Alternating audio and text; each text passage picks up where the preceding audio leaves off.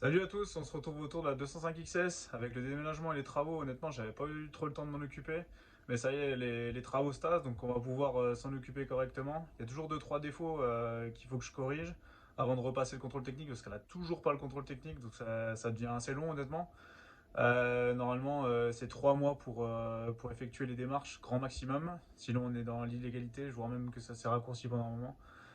Bref, de toute façon, il faut que je le fasse. Donc, petite commande autodoc. Donc voilà, 4 bougies, les deux essuie-glaces avant parce que les miens sont vraiment foutus. Les roulements de tambour arrière, un kit complet de frein arrière parce que l'ancien donc est bien neuf mais il a été mal monté, donc en fait il y a le rattrapage automatique qui est complètement foiré, et ce qui fait que quand on tire le frein à main, ça vient sauter et en fait il n'y a rien qui sert, donc c'est vraiment un montage de merde qui a été fait.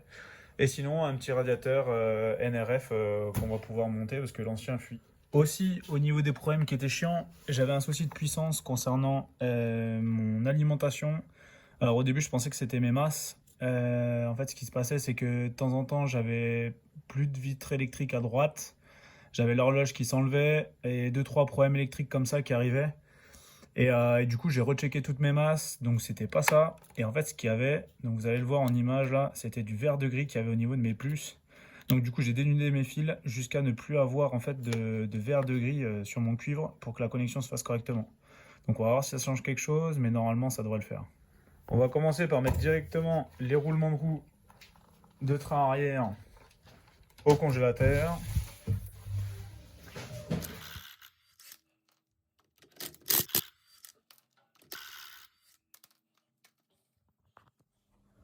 C'est parti pour la vidange de boîte.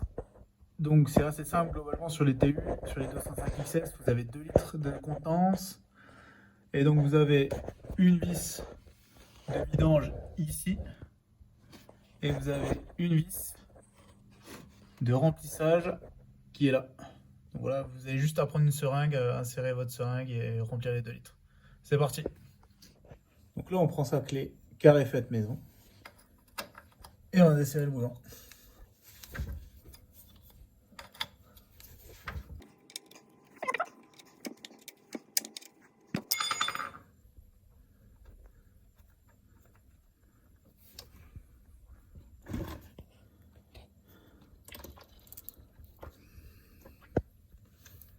Bah, elle était pas si mal cette huile. Donc pour la boîte, une petite huile 75-80 de chez Total, ça fait très bien l'affaire pour une 205 TU. Et la seringue pour injecter dans l'emplacement. Allez, c'est parti.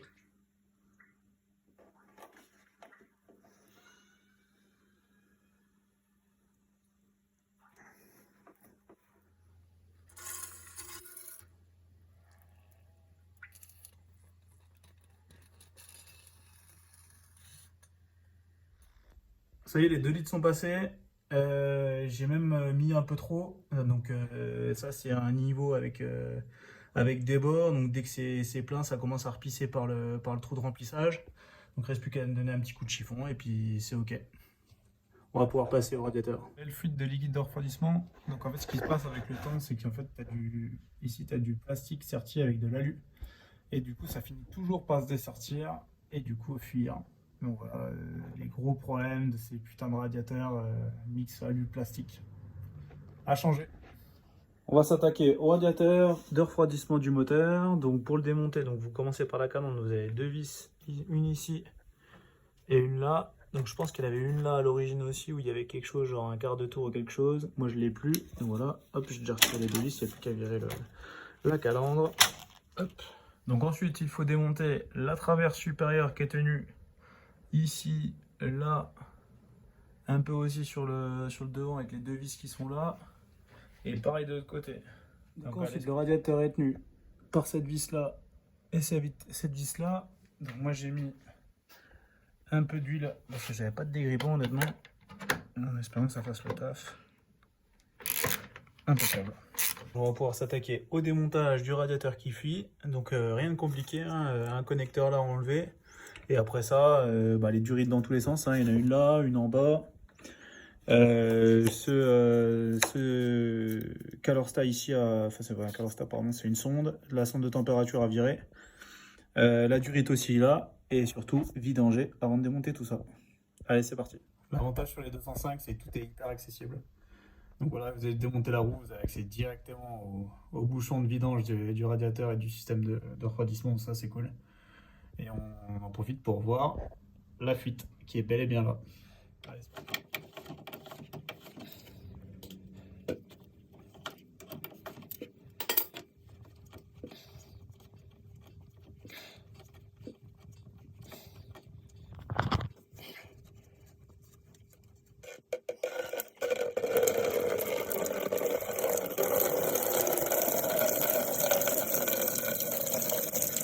J'ai pris la marque NRF parce qu'ils avaient un bon rapport qualité-prix. Allez, c'est parti pour le déballage.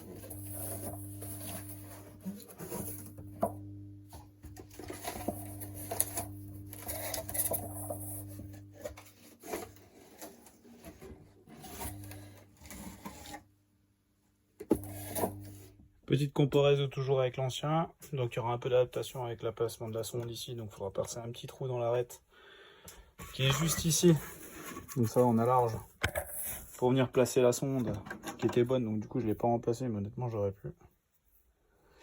Et du coup réadaptation de tous les bouchons, réfection des joints à droite à gauche, et puis feu quoi.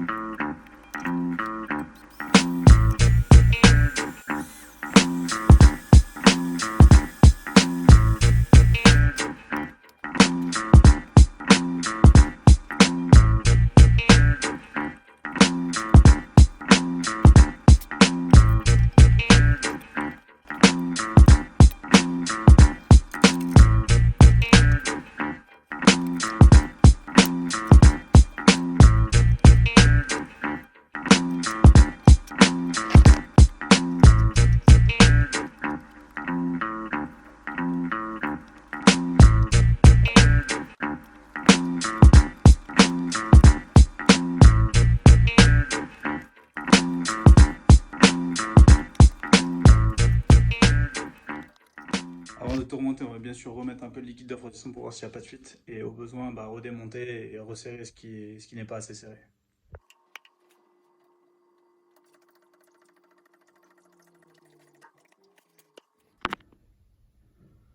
Bon, ça a l'air ok. Pas de fuite. Là, c'est les traces de l'ancienne vidange. Ça pisse pas rien. Là, ici, pareil. Là, ça a l'air d'être ok. Il n'y a plus qu'à faire la purge. Ouais, il y a aussi un autre truc que je voulais à tout prix fixer, c'est qu'en fait mes câbles de frein à main, je sais pas si vous voyez, si vous arrivez à vous rendre compte, mais en fait ils pendent en dessous. Donc ça on le voit sur toutes les 205 ou les C15 ou les AX ou les trucs comme ça. Et moi je trouve que ça fait bien dégueulasse. Donc du coup je vais les attacher, je sais pas où, mais pour éviter que ça traîne comme ça et que ça chope quoi que ce soit et que ça vienne s'arracher. Voilà qui est bien mieux. Il n'y a plus rien qui pend en dessous de la voiture, donc ça c'est cool. Donc je les ai fixés honnêtement avec des riselants. Ça fait très bien le taf parce qu'il n'y a pas de support, il n'y a rien. Du coup ça évite que ça traîne. N'hésitez pas si vous avez des solutions ou s'il existait à l'origine un adaptateur ou un support de câble de frein à main sur les 205, parce que je vois qu'il y a un espèce de surgain ici où je pense il devait y avoir un support. Donc n'hésitez pas à me le dire là en commentaire si ça existait, parce que honnêtement moi j'en ai plus et j'aurais bien aimé les retrouver. Qu'est-ce que c'est facile l'entretien sur une 205. Même pas besoin de démonter l'admission, l'échappement, rien. Les 4 bougies viennent direct, il n'y a pas de cache, il n'y a rien, c'est top. Bon, les bougies honnêtement on voit que ça fait longtemps que ça n'a pas été fait. Mais surtout ça tourne sacrément pauvre. Comme on peut le voir elle est toute blanche. Donc petit réglage à faire quand même. Bon effectivement, quand je vois les 4 bougies là, il y a tout qui est blanc. Donc à mon avis la richesse elle est pas assez bonne. Donc je vais augmenter un peu la richesse pour voir ce que ça donne au niveau comportement moteur. Et puis on va voir comment ça tourne.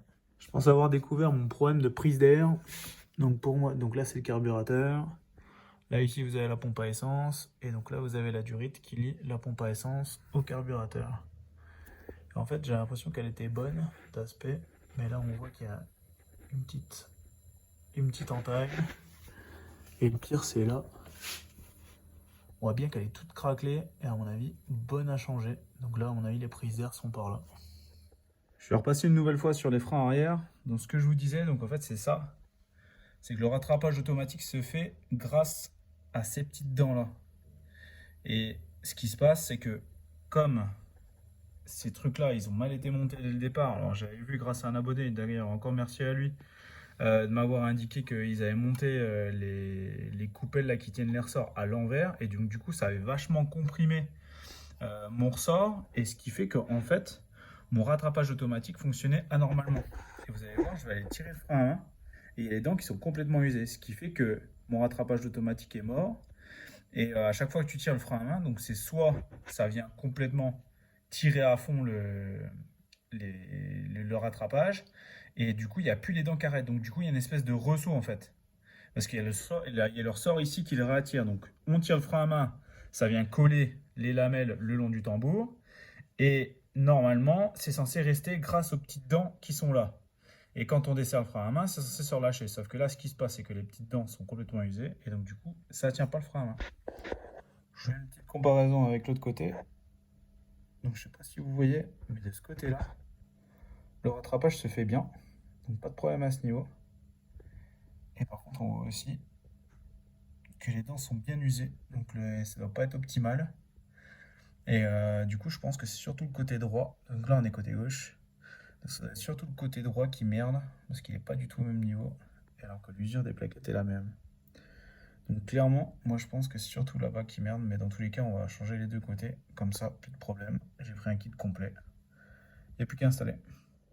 Donc pour démonter le kit de frein arrière à tambour, donc on commence par enlever ce qui maintient les mâchoires sur la flasque, par ces petites rondelles qui sont en fait un quart de tour avec un espace, je sais pas si vous voyez, mais en fait il faut faire passer la rondelle à travers les ergots qui sont là. Une fois que ça s'est enlevé, moi je vais enlever le ressort qui est là, qui maintient en fait les deux mâchoires bien serrées entre elles sur la flasque, et après ça va pouvoir tout dégager. Allez, c'est parti.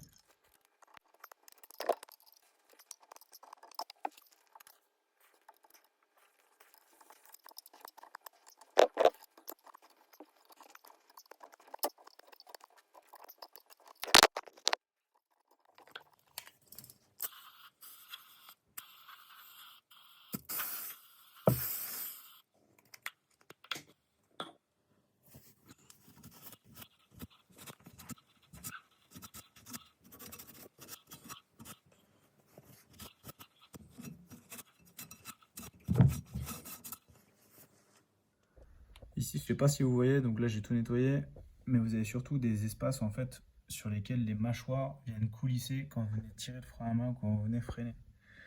Elles sont pas très visibles là, à la caméra, mais là c'est plus visible. Mais en gros, il faut mettre un peu de graisse synthétique dessus pour accentuer le, le coulissement des mâchoires.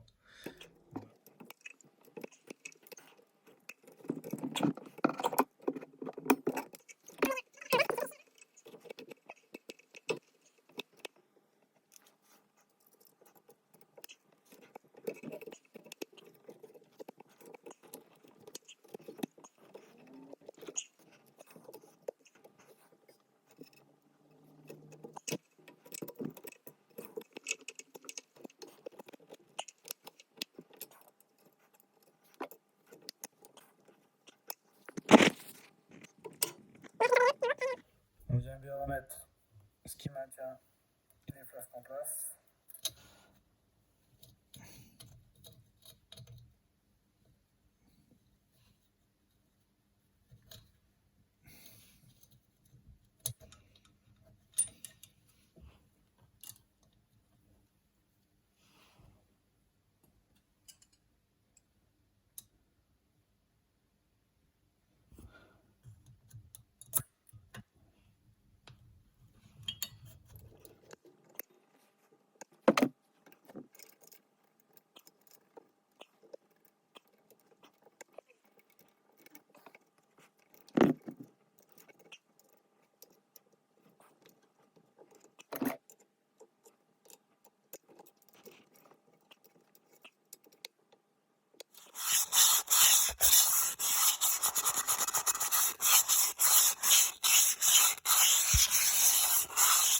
Toujours très important de nettoyer le tambour.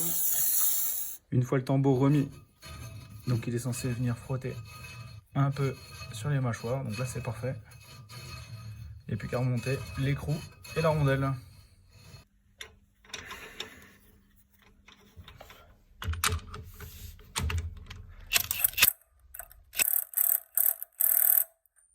Voilà, c'est fini pour ce côté. Je vais pouvoir passer sur le côté gauche. Et après ça, petit test routier. On peaufine les détails avec les deux derniers essuie-glaces à changer. Donc, comme on peut voir, ils sont bien morts.